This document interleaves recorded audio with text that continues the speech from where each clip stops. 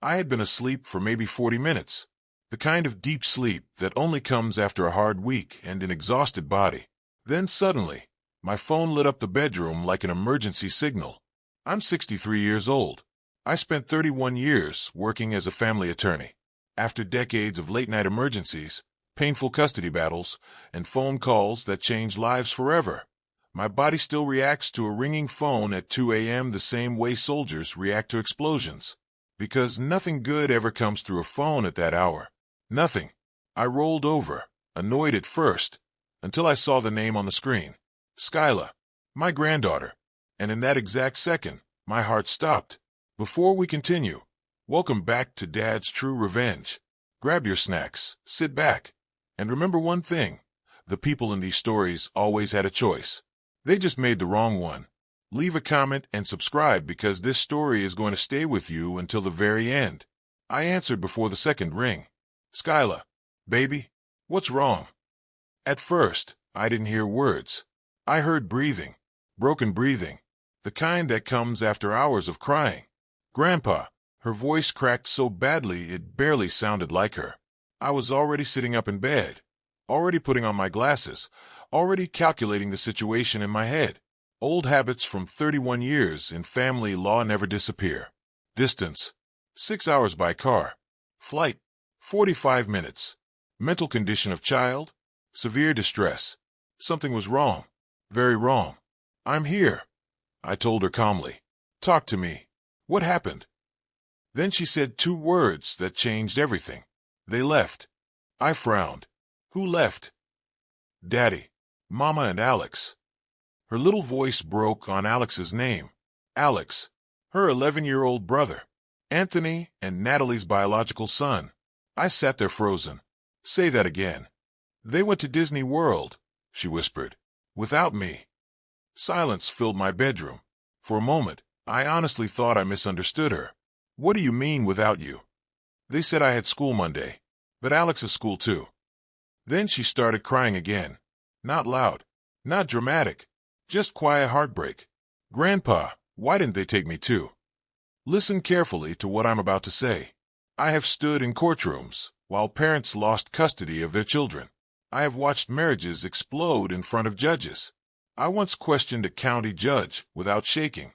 But sitting on the edge of my bed at 2 a.m., listening to my 8-year-old granddaughter ask why her family didn't want her, that almost broke me.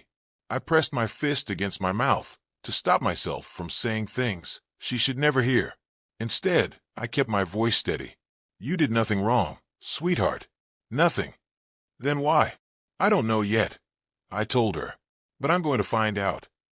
At the time, I had no idea that promise would completely destroy my relationship with my own son.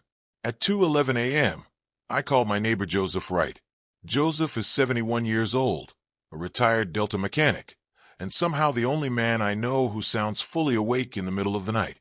Stephen, he answered immediately. I need you to watch the dog. Pause. That bad. It's Skyla. Another pause. I'll be over in 10 minutes. That's friendship. No unnecessary questions. No gossip. Just help when it matters. By 3 a.m., I had booked the earliest flight possible. 6:15 a.m. Atlanta. I packed one carry-on bag, grabbed my briefcase, and before leaving, I did something strange. Something I hadn't done in years. I opened the bottom drawer of my office desk and pulled out my old digital recorder. Small, simple, easy to hide. The same recorder I used during client meetings for decades. At the time, I told myself it was just instinct. Later, I realized it was something else.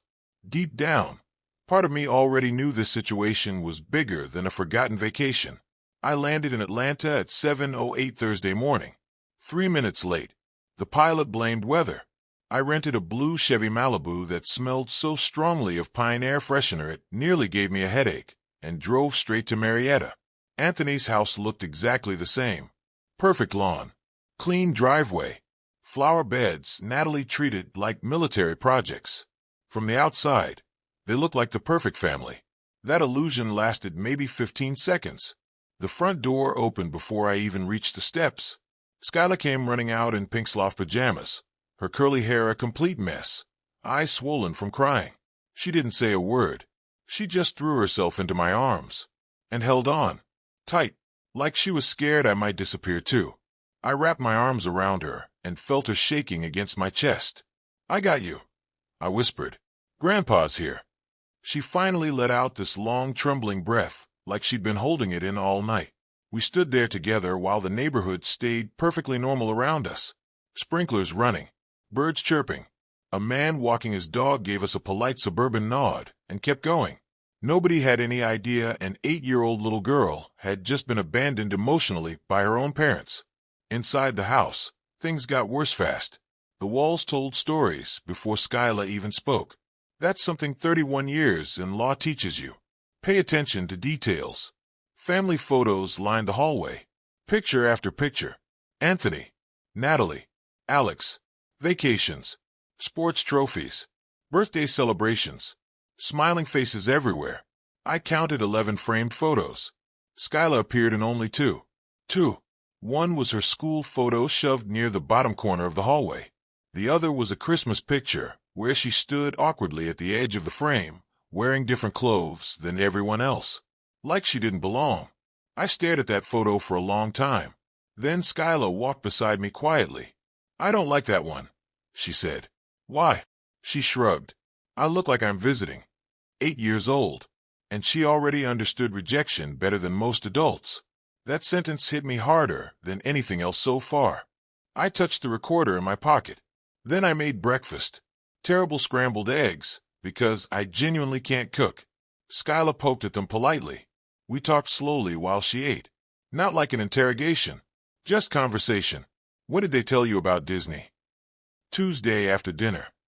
"And what did they say?" "Daddy said it was a birthday trip for Alex." I frowned immediately. Alex's birthday wasn't for another 2 months. Skyla noticed my reaction. "I know," she whispered. That one sentence told me she already knew things didn't make sense. "Have they done this before?" I asked carefully. She looked down at her plate. "A lot." My stomach tightened. "A lot how?" She counted silently in her head. Camping trips, hockey weekends, movie nights. Every answer made me sicker. Then she told me something that chilled me completely. "When I ask questions, Mama says I'm selfish." I stayed calm on the outside. Inside, rage was building. "Did they ever leave you home alone before?" Mrs. Patterson checked on me. Checked on her. Like she was a pet. I kept my face neutral and asked another question. "What happens when you complain?" Skyla stared at the table. "Daddy stops talking to me." That was the moment everything changed for me. Not anger. Not favoritism. Punishment. Emotional punishment. By noon, Anthony finally started calling. I ignored the first call. Then another. Then another. Finally, at 1:47 p.m., he left a voicemail I would later replay over and over again. And eventually, inside a courtroom, his voice sounded cheerful, like he was calling from a normal family vacation. I could hear music and crowds in the background. Disney World. My son was standing inside the happiest place on earth while his daughter cried herself to sleep hundreds of miles away. "Dad, don't make this into a whole thing," he said casually. "Skyla's fine. She loves staying with you anyway. This works out better for everybody." Better for everybody. I nearly crushed the phone in my hand. Then came the sentence I will never forgive. "She gets dramatic." Dramatic. An 8-year-old child called her grandfather crying at 2 a.m. because her family abandoned her emotionally. And his response was dramatic. I wrote 3 words on my legal pad. Pattern. Documentation. Court. Around 3:30 that afternoon, Skyla woke up from her nap. She looked surprised to see me still there. "You stayed. I told you I would." She sat quietly for a minute before asking the question that broke my heart. "Is Daddy mad?" Imagine that. Not does Daddy love me. Not are they coming home. At 8 years old, her first concern was whether her father was angry at her. "No," I said gently. "He's not mad." Then she looked embarrassed. "Sorry," I cried. "Skyla," I said firmly. "Calling someone who loves you when you're scared is never wrong." She nodded slowly. Then I stood up. "Get dressed. We're getting out of this house." We ended up at a little diner in downtown Marietta called Rosie's. Old booths. Rotating pie case. Coffee strong enough to wake the dead. Skyla ordered grilled cheese and a chocolate milkshake. I ordered meatloaf because apparently that's who I am now. The waitress smiled kindly at Skyla. You got a good grandpa. Skyla looked at me. He's okay. I laughed for the first time all day. Over lunch, I kept asking gentle questions. Little by little, the truth started coming out. The school play in December? Anthony left early for Alex's hockey practice. Natalie never came. Skyla's 8th birthday? Cake at home. No party. No friends. Meanwhile, Alex had gotten a huge birthday celebration at Great Wolf Lodge. Then came the Christmas photo story.